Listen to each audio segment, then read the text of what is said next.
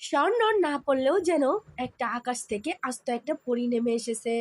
আর এদিকে ছোপা ছোপা স্বর্ণ পরে অপবিশ্বাসকেও কিন্তু দারুণ লাগছে। কেয়া পায়েলকেও কিন্তু বেশ ভালো লাগছে।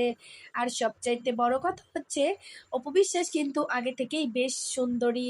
এখন তিনি নতুন করে আবার যেন সবার মন জয় করার জন্য এক এক সময় এক এক রূপে হাজির হচ্ছে।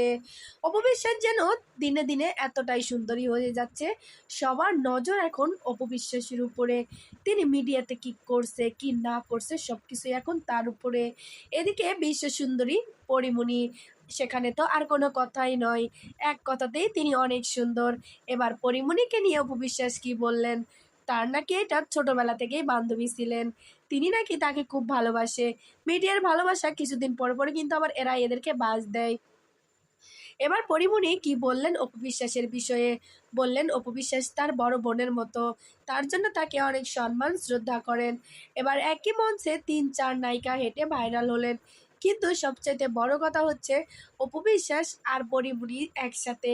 এই জন্য এই অনুষ্ঠানটা এতটা জমজমাট হয়েছে। এই অনুষ্ঠানটা আসলেই সবার জন্য ছিল, শুধু ছিল না আমাদের বুবলি আপার জন্য। এখানে কিন্তু কোথাও বুবলি আপাকে দেখা যায়নি।